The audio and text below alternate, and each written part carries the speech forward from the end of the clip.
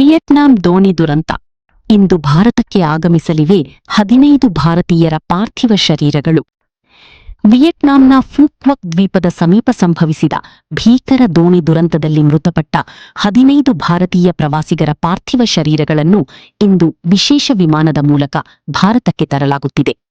ಹೋ ಚಿ ಮಿನ್ ನಗರದಿಂದ ಮಧ್ಯಾಹ್ನ ಸುಮಾರು 4:30ಕ್ಕೆ ಹೊರಡುವ ವಿಮಾನ ರಾತ್ರಿ ಸುಮಾರು 9:35ಕ್ಕೆ ಮುಂಬೈ ವಿಮಾನ ನಿಲ್ದಾಣ ತಲುಪಲಿದೆ. ಕೇಂದ್ರ ವಿದೇಶಾಂಗ ಸಚಿವಾಲಯ ಹಾಗೂ ಗೃಹ ಸಚಿವಾಲಯವು ತಮಿಳುನಾಡು, ಆಂಧ್ರಪ್ರದೇಶ್ ಮತ್ತು ಕೇರಳ ರಾಜ್ಯ ಸರ್ಕಾರಗಳೊಂದಿಗೆ ಸಮನ್ವಯ ಸಾಧಿಸಿ ಮೃತದೇಹಗಳನ್ನು ಅವರ ಸ್ವಗ್ರಾಮಗಳಿಗೆ ಕಳುಹಿಸಲು ಅಗತ್ಯ ಕ್ರಮಗಳನ್ನು ಕೈಗೊಂಡಿವೆ. ಮೃತರ ಕುಟುಂಬಗಳಿಗೆ ಎಲ್ಲಾ ರೀತಿಯ ನೆರವು ಒದಗಿಸಲಾಗುತ್ತಿದೆ. ಜುಲೈ 11ರಂದು ಫೂಕ್ವಕ್ ಸಮುದ್ರ ಪ್ರದೇಶದಲ್ಲಿ 32 ಭಾರತೀಯ ಪ್ರವಾಸಿಗರು ಸೇರಿದಂತೆ ಒಟ್ಟು 36 ಮಂದಿ ಪ್ರಯಾಣಿಸುತ್ತಿದ್ದ ಪ್ರವಾಸಿ ದೋಣಿ ಕಡಲಿನಲ್ಲಿ ಉರುಳಿ ಈ ದುರಂತ ಸಂಭವಿಸಿತ್ತು. ಘಟನೆಯಲ್ಲಿ 15 ಮಂದಿ ಭಾರತೀಯರು ಮೃತಪಟ್ಟಿದ್ದು 16 ಮಂದಿ ಚಿಕಿತ್ಸೆ ಪಡೆದು ಭಾರತಕ್ಕೆ ಮರಳುತ್ತಿದ್ದಾರೆ.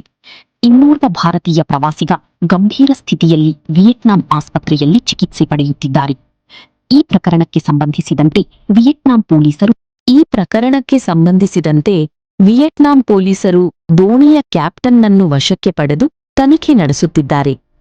ಸಮುದ್ರದಲ್ಲಿ ಅಲೆಗಳ ತೀವ್ರತೆ, ಸುರಕ್ಷತಾ ನಿಯಮಗಳ ಪಾಲನೆ, ಜೀವರಕ್ಷಕ ಜಾಕೆಟ್ಗಳ ಬಳಕೆ ಹಾಗೂ ದೋಣಿ ಉರುಳಲು ಕಾರಣವೇನು ಎಂಬ ಬಗ್ಗೆ ಅಧಿಕಾರಿಗಳು ತನಿಖೆ ಮುಂದುವರೆಸಿದ್ದಾರೆ.